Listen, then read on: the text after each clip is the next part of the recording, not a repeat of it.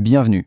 Aujourd'hui, on plonge dans un sujet médical qui a tout d'un thriller génétique. On va parler d'une condition où le code génétique d'une personne contient une certitude quasi absolue.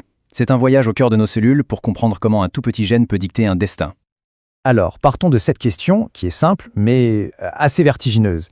Imaginez une seconde que, dans l'immense livre de l'ADN, une seule petite faute de frappe rende le cancer non pas juste un risque, mais une quasi-fatalité. C'est exactement le point de départ de ce qu'on va voir ensemble. Cette quasi-fatalité, justement, elle a un nom et une origine bien précise.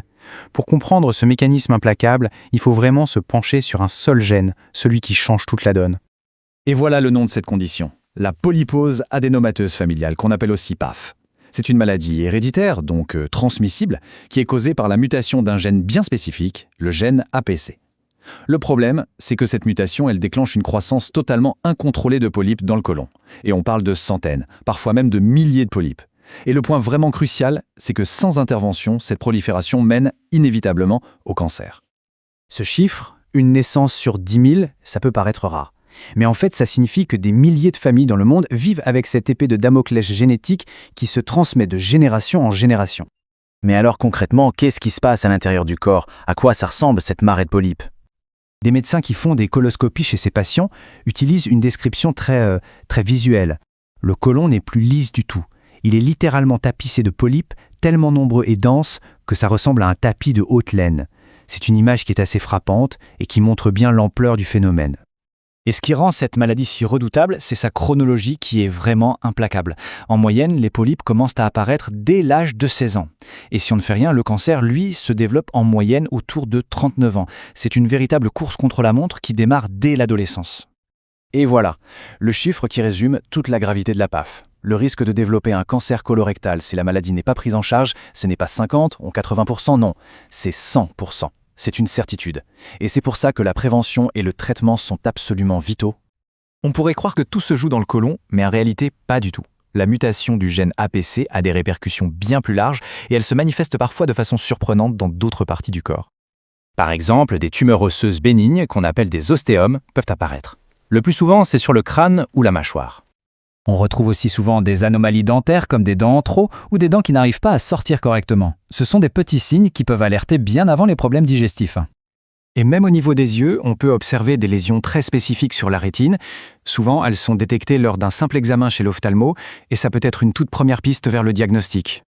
Cette même mutation du gène APC peut en fait donner lieu à des syndromes un peu différents. Par exemple, le syndrome de Gardner, c'est la PAF, plus plein de signes en dehors du côlon, comme ce qu'on vient de voir. Et puis il y a le syndrome de Turco, qui est encore plus grave, car il associe la PAF à des tumeurs au cerveau. Bon, face à une menace génétique pareille, la question c'est comment on fait pour la détecter? Comment on passe d'un simple soupçon à une certitude? Le diagnostic, en fait, il repose sur 3 piliers. D'abord la coloscopie, évidemment, pour aller voir de ses propres yeux ce fameux tapis de polypes. Ensuite, une endoscopie haute pour vérifier aussi l'estomac et le début de l'intestin, parce que les polypes ne se limitent pas toujours au côlon. Et enfin, le test génétique. C'est lui qui vient confirmer sans l'ombre d'un doute la mutation du gène APC. Et surtout, il est crucial pour dépister les autres membres de la famille qui pourraient être à risque. Puisque le cancer est inévitable à 100%, la seule stratégie qui tient la route, c'est d'agir avant même qu'il n'apparaisse. C'est ça tout l'enjeu du traitement. L'objectif, ce n'est pas de traiter un cancer, mais bien de l'empêcher d'exister. La solution, c'est donc ce qu'on appelle la chirurgie prophylactique. En clair, on retire la zone à risque avant que les cellules ne deviennent cancéreuses. C'est une approche radicale, c'est vrai, mais elle sauve des vies. Pour ça, il existe plusieurs options chirurgicales, de la plus lourde à la plus fine. La première, c'est de retirer la totalité du côlon et du rectum. La deuxième option consiste à enlever le côlon, mais à garder le rectum pour le reconnecter à l'intestin. Et enfin, il y a la technique de choix aujourd'hui. On retire le côlon et la muqueuse du rectum, mais on garde les muscles. Ça permet de reconstruire un circuit digestif presque normal, et ça change tout pour la qualité de vie. Mais attention, un point très important, la chirurgie, ce n'est pas la fin de l'histoire. Loin de là. Comme la mutation génétique est dans toutes les cellules du corps, un risque subsiste, notamment sur les parties du tube digestif qu'on a conservées. La surveillance par endoscopie doit donc continuer, et ce, à vie. Pour bien saisir à quel point la PAF est unique, c'est très utile de la comparer à d'autres syndromes de polypose qui existent. Et là, la différence fondamentale, elle saute aux yeux, c'est la ligne risque malin. Pour les autres syndromes comme le Peutz-Jeghers ou la polypose juvénile, le risque de cancer est modéré. Mais pour la PAF, on l'a dit, il est de 100%. C'est cette certitude absolue qui impose une stratégie de traitement beaucoup plus agressive, avec une chirurgie préventive quasi systématique. On termine donc avec cette question. La PAF, c'est la preuve qu'un gène peut tracer une voie quasi certaine vers la maladie.